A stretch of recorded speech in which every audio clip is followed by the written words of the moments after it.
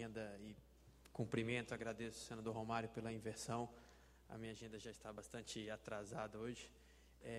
De fato, para a gente, doenças raras é algo absolutamente necessário de ser dito e esclarecido para todos que trabalham dentro da Anvisa e quem conhece e acompanha o nosso trabalho fora.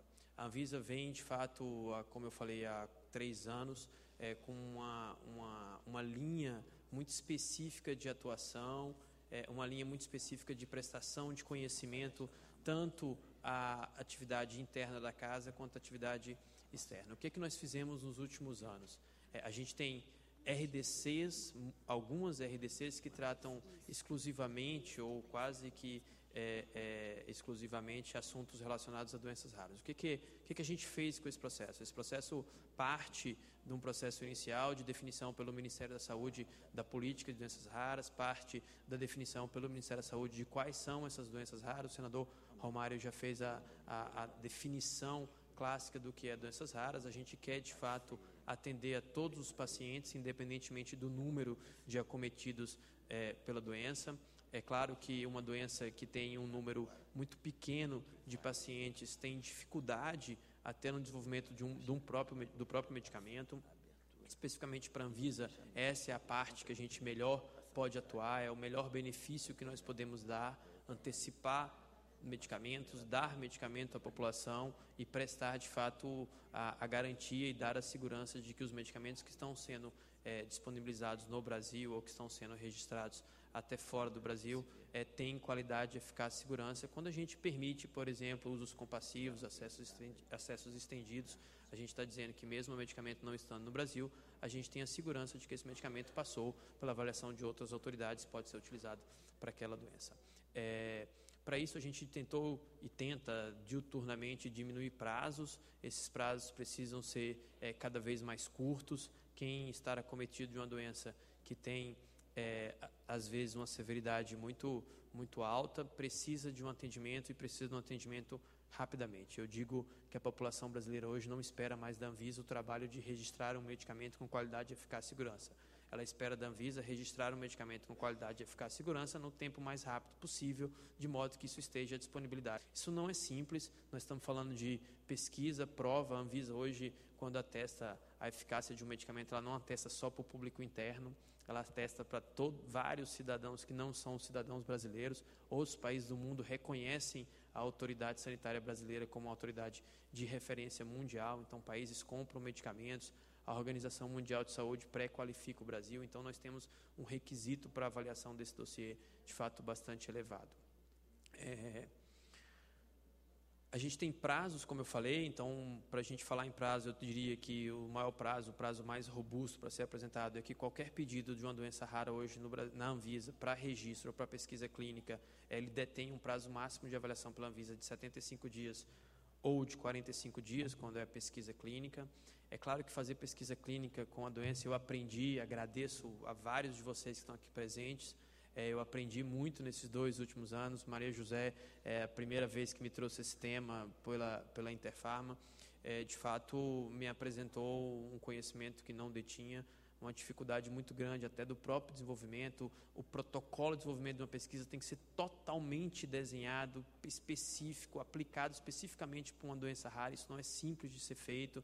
Doenças que têm um ciclo de duração muito curto, isso dificulta o atesto da eficácia desse produto. E a gente, com esse conhecimento, a partir de definições não só brasileiras, mas internacionais, a Anvisa se internacionalizou muito fortemente nesses últimos anos, consegue avançar nesse processo. Então, para a gente hoje, a gente tem um prazo, vou citar um exemplo, a gente está sem acesso, senador, me perdoe a simplicidade da apresentação, mas a gente desde sábado está sem acesso a todas as redes da Anvisa, porque caiu o sistema, então eu não consegui resgatar alguns prazos, mas lembro de cabeça alguns, são áreas que tem uma quantidade de prazos muito grande, mas eu lembro de cabeça alguns. Então, pesquisa clínica, para a gente começar pela raiz cronológica do processo, nós tínhamos prazos de 11 meses para avaliação de uma pesquisa clínica. Hoje nós temos processos que têm prazos de 40 dias, então isso é possível ser feito. Não estamos mais vivendo uma vida de que todos os prazos da Anvisa se relacionam, são prazos de que levam 1 ano, 11 meses, não é isso. Processos de registro estão sendo liberados de maneira muito rápida. Então, eu cito um exemplo, são algumas doenças que não são raras, como eu disse, são difíceis de a gente ter cada vez mais produtos sendo registrados para doenças raras, mas hoje o Brasil está pronto. Doenças que são muito, muito graves para a população brasileira. Vou dar um exemplo que foi conhecido mundialmente, elevou o patamar da Anvisa para outro processo, um produto para hepatite que a gente conseguiu registrar no Brasil no mesmo tempo de todos os países do mundo, grandes autoridades. Então, registramos esse medicamento em 4 meses. Então, hoje isso é possível. Tragam os dossiês, eu acho que isso é importante que a gente diga, que vocês que lutam, nós que lutamos internamente, façamos o processo de modo que a indústria queira desenvolver. A Anvisa só trabalha mediante uma solicitação, isso é bom que se diga também. A Anvisa não age de ofício, a Anvisa não vai a um centro de pesquisa, a uma grande universidade, desenvolver a pesquisa para apresentar um medicamento. Então, é preciso que alguém faça isso. A gente age após uma solicitação. Estou falando especificamente no caso de medicamento. Para definições de normas, para definições de políticas públicas, é claro que a Anvisa ajuda fortemente o Ministério da Saúde. A gente tem uma participação muito próxima e damos, de fato, muitos dados para que essas políticas, esse processo de avanço em relação ao tratamento de doenças tão específicas e acomete números, às vezes, pequenos de pessoas, possam ser assistidas. Essa contribuição hoje está absolutamente clara. Eu falei isso inicialmente, se não tivesse a oportunidade de falar novamente. Acho que um grande ganho nesses últimos anos e um ganho de vocês que apresentaram esse processo, que debatem esse processo publicamente, é um ganho onde todos nós conhecemos, todos nós. Qualquer pessoa dentro da Anvisa sabe hoje, qualquer técnico, que é uma doença rara, qual a dificuldade de você ter o desenvolvimento desse processo, qual a dificuldade que você tem para ter uma assistência. Eu acho que isso muda o foco com que as pessoas olham o processo, muda o foco de como as pessoas avaliam esses dossiês. É claro que a gente não perde a segurança sanitária, a gente não vai perder os critérios de registro, mas isso muda como as pessoas encaram a dificuldade de se montar aquele dossiê, como encaram a dificuldade de se desenvolver uma própria pesquisa até se chegar ao final, num dossiê, na apresentação de um registro de um medicamento. Acho que o diagnóstico também é muito importante que a gente reflita sobre isso, a aproximação entre a academia, a aproximação entre o corpo médico e a autoridade reguladora é importante para se definir cada vez mais precocemente diagnóstico, ou seja, não dá para a gente pensar em tratamento, não dá para a gente pensar em fazer registros de medicamentos cada vez mais rápidos se a gente não tiver, de fato, o diagnóstico. Tudo nasce a partir de um diagnóstico. E acho que o Brasil precisa também avançar nesse processo. A gente tem exemplos em outros países do mundo, outras autoridades. Olhem para a Anvisa como uma autoridade que tenta diminuir o risco de se tomar um medicamento que faz bem, mas ele pode também fazer mal. É questão de dosagem, como a gente diz.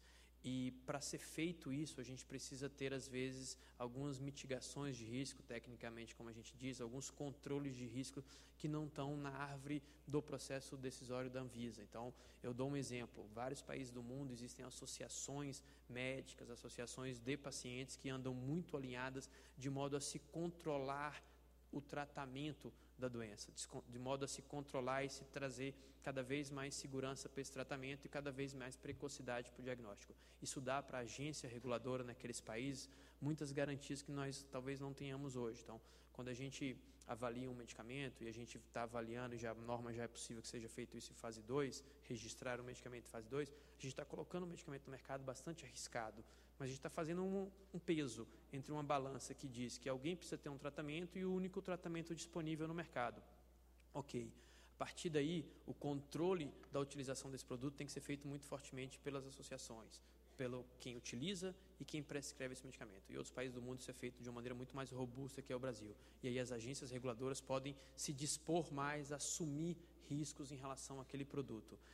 Eu cito um exemplo, talvez alguns daqui conheçam, um exemplo que não é relacionado, é difícil, às vezes a gente vê isso em doenças raras, mas um exemplo relacionado à ASCO nos Estados Unidos. Ou seja, existe uma academia que define protocolos de tratamento muito específicos para doenças oncológicas. Ou seja, a qualquer momento, a autoridade sanitária daquele país, junto com os médicos, podem retirar aquele produto no mercado, isso já está metrificado, já se sabe qual que é o produto que entra no lugar, já se sabe qual que é a falta que esse produto vai fazer, já se sabe por que vai se tirar esse produto, porque ele se tornou um produto inefetivo. Então, lembro também que é muito importante que a autoridade sanitária, as associações de pacientes, bem como associações médicas, se unam, de fato, para controlar um risco que muitas vezes não está controlado por um só desses atores. Isso é um controle contínuo. A autoridade reguladora controla no pré-mercado, os médicos controlam na prescrição e os pacientes controlam com o resultado daquela utilização e até com a cobrança para que mais produtos venham. Então, acho que esses são os pontos que queria destacar. Não é fácil essa luta, parabenizo todos vocês, estou dentro há muito tempo já, conheço dessa matéria no limite do que me é possível, são muitos temas, e eu agradeço de fato mais uma vez ao convite e tudo que eu puder fazer na Anvisa para que de fato essas pessoas, qualquer número, a gente tem que salvar todos que puder salvar, independentemente do número de pessoas que tenham acometido dessa doença. Eu vejo muitos que foram na minha sala, continuam indo e que devem fazer isso. A gente é influenciado, de fato, pelo processo social, pelo processo de que as pessoas querem um produto, o limite que essas pessoas querem aceitar o risco e até que ponto eu estou pronto para receber um medicamento que pode não estar na sua fase mais completa de estudo. Essa avaliação é que a nossa competência principal e a Anvisa vai fazer isso, garantindo que quem tomar o medicamento vai tomar o melhor tratamento possível naquele momento para aquela doença. Obrigado mais uma vez e contem com a Anvisa para tudo.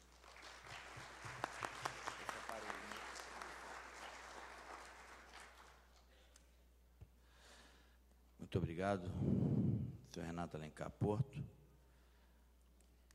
Passo agora a palavra à doutora Gisele Maria Araújo Félix, adjunto-chefe do Núcleo de Genética do Hospital de Apoio de Brasília.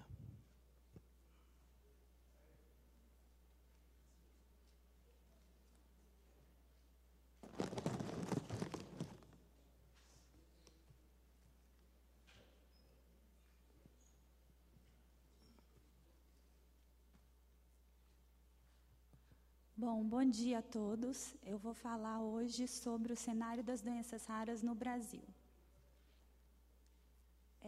Então, quando a gente fala de doença rara, a gente tem que definir o que é doença rara, qual é o conceito de doença rara.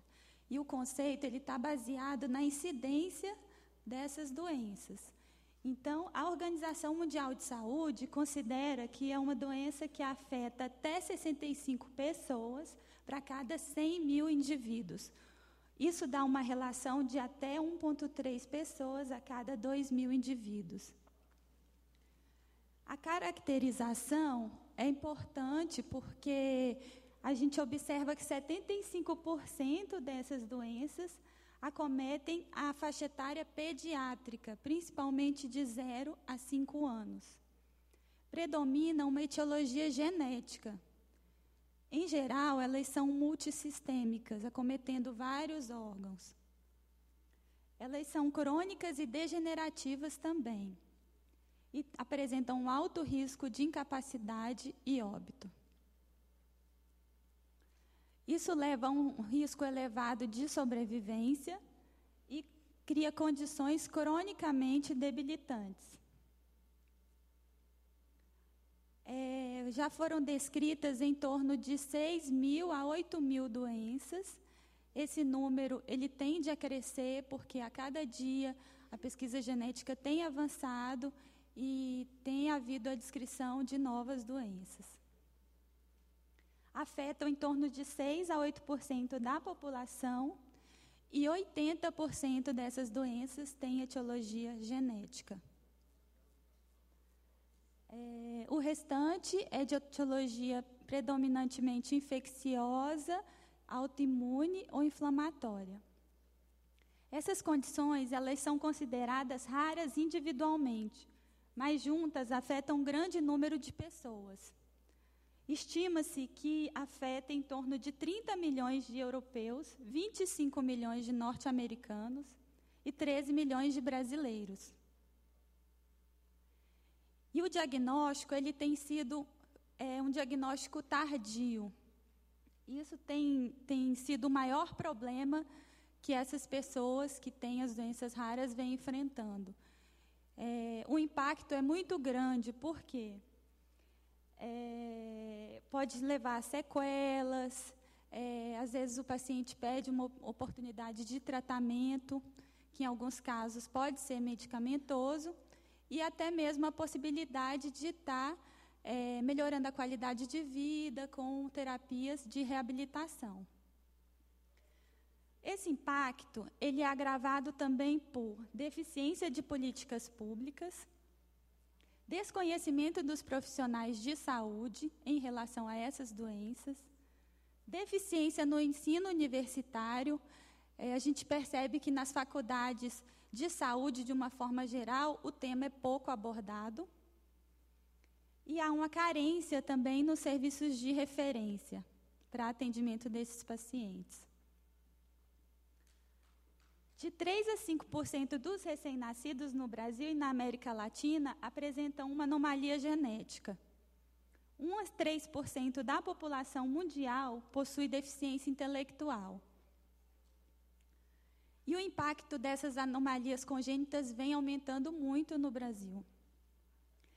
Já é considerada a segunda causa de mortalidade infantil e é responsável por 1/3 das internações pediátricas.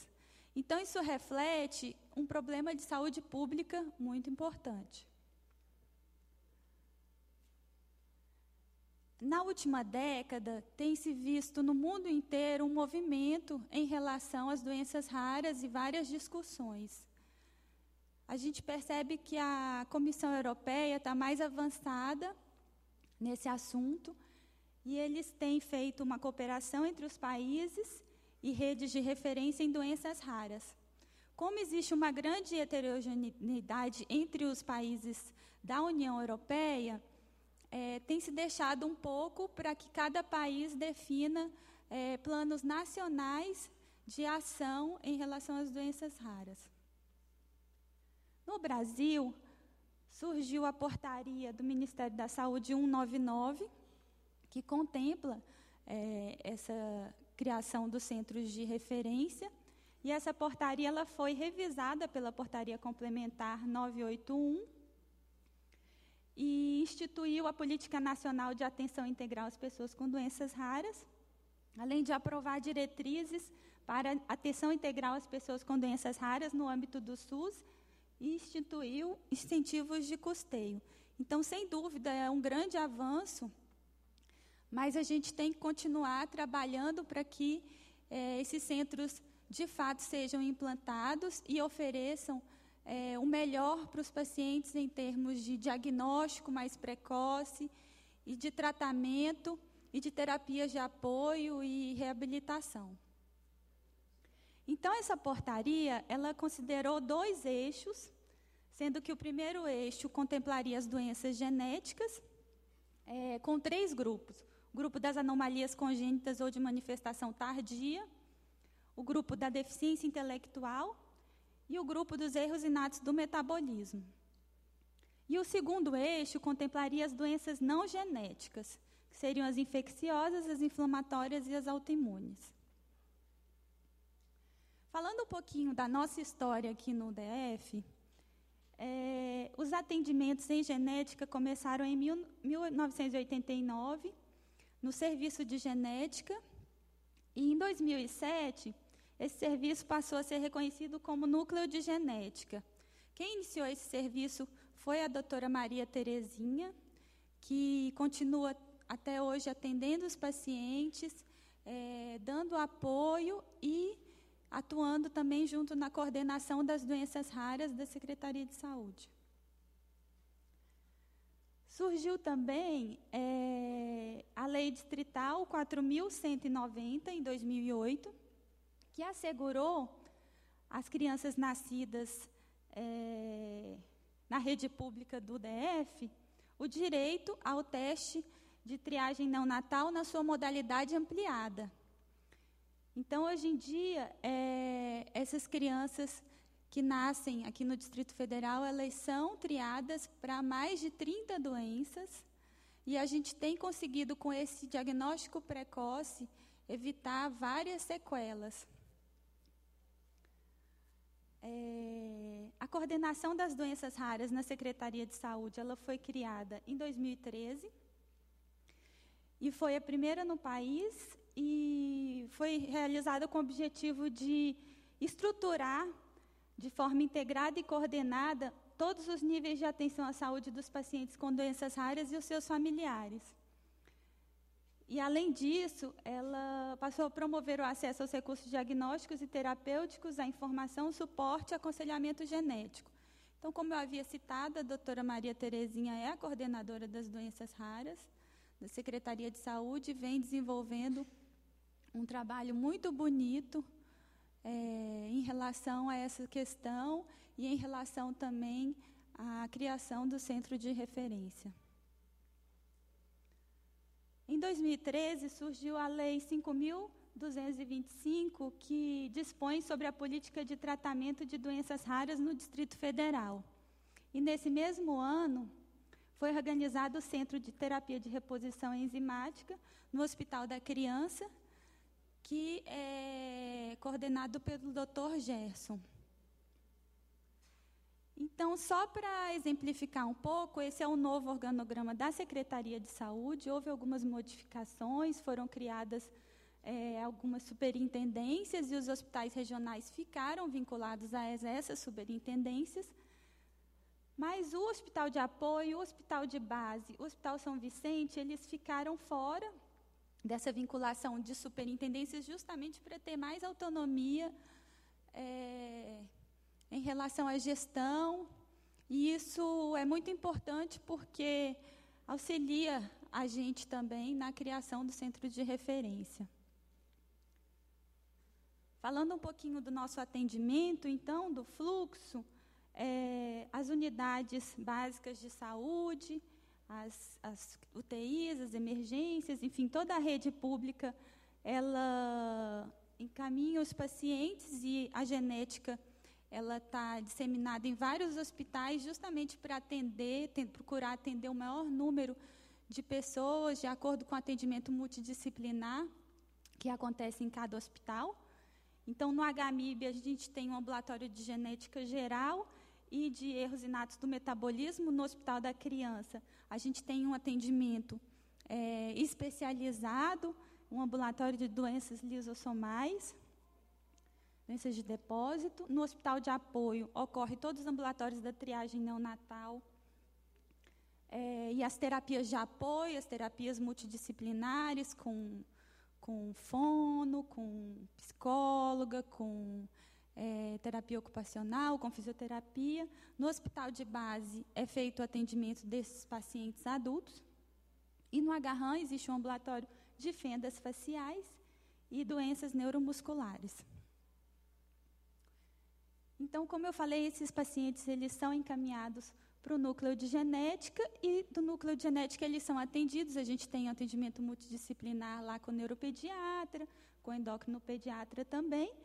E esses pacientes eles são referendados para os outros serviços da rede, já que a Secretaria de Saúde funciona em rede, para que esses pacientes tenham o melhor acompanhamento possível. E são solicitados os exames e realizado o acompanhamento desses pacientes. Então, o núcleo de genética, ele tem o atendimento em genética clínica, com 43 ambulatórios semanais, atendendo a toda a rede pública, e 3 laboratórios, o laboratório de triagem neonatal, o laboratório de citogenética e o laboratório de biologia molecular. Além desses atendimentos multidisciplinares que eu já citei, e os encaminhamentos também são feitos para os centros de reabilitação, o CER. Então, só para exemplificar um pouco, a gente atende várias doenças raras no núcleo de genética, grupos de displasia esquelética, cromossomopatias, doenças metabólicas e as amartomatoses, além de várias outras. E só para vocês terem ideia dos nossos dados, em relação à triagem neonatal, no ano de 2014, foram confirmados 8 casos de erros inatos do metabolismo, aí entram as acidopatias, acidemias orgânicas, 11 casos de galactosemia 4 casos de hiperplasia adrenal congênita, 10 casos de biotinidase, 19 casos de toxoplasmose, 1 caso de fenilcetonúria, 19 casos de hipotireoidismo e 21 casos de doença falciforme. Esses números eles só têm aumentado, né? A cada ano que passa, a gente tem tido mais diagnósticos, e esses dados se referem apenas ao ano de 2014.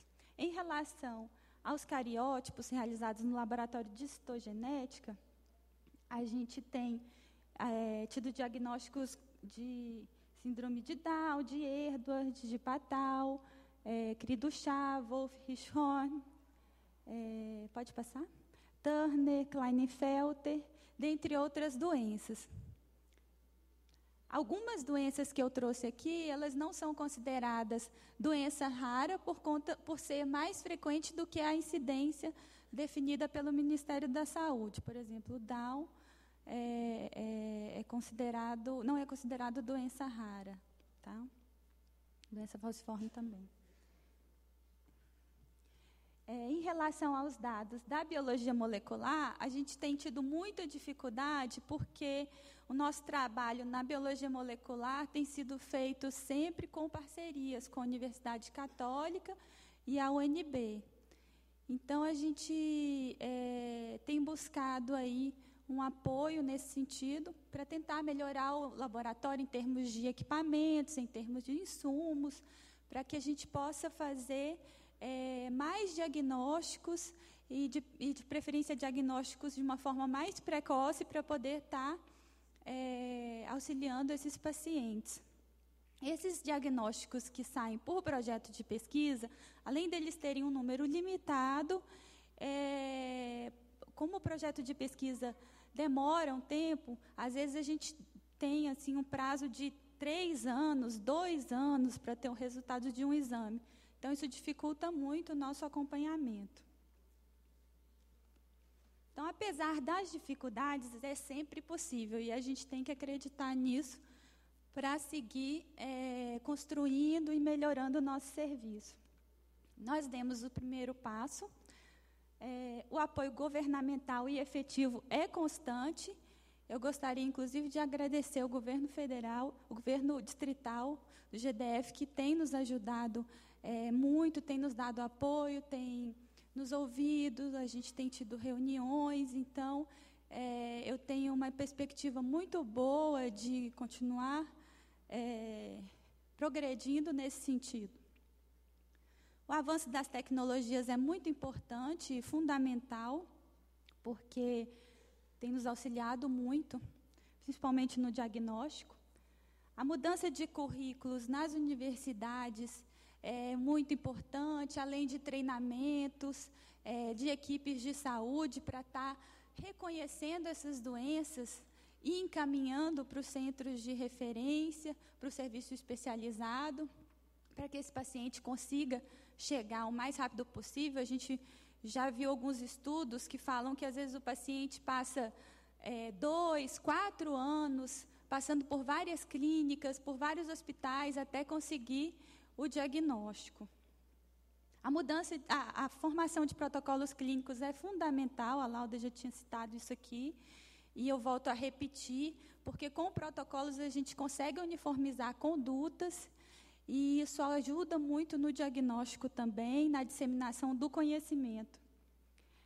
A divulgação é muito importante, as associações nem se fala, e com isso as parcerias para a gente conseguir avançar. Então, deve-se pensar no comum, porém lembrar do raro. Devemos lembrar que nenhuma enfermidade é rara para o paciente que dela sofre. Essa história me impressionou muito. Esse rapaz, ele tem uma síndrome chamada síndrome de Treacher-Collins, tem uma incidência mais ou menos de um caso para cada 40 mil. E esse rapaz, ele mora em Londres, e ele viajou até a Austrália para encontrar essa criança que tinha a mesma síndrome que ele, porque ele achou importante que a criança conhecesse alguém igual a ela, já que, quando ele era criança, ele tinha essa vontade de ver alguém que se parecia com ele. Então, ele fez essa viagem. Hoje ele está envolvido com algumas organizações, com algumas associações também. Então, eu achei bem ilustrativo sobre o que a gente está falando aqui. E eu gostaria de agradecer a nossa equipe lá do Hospital de Apoio, do Núcleo de Genética, porque é uma equipe grande de quase 50 pessoas que fazem a diferença na vida das crianças e na vida dos pacientes com doenças raras. Obrigada.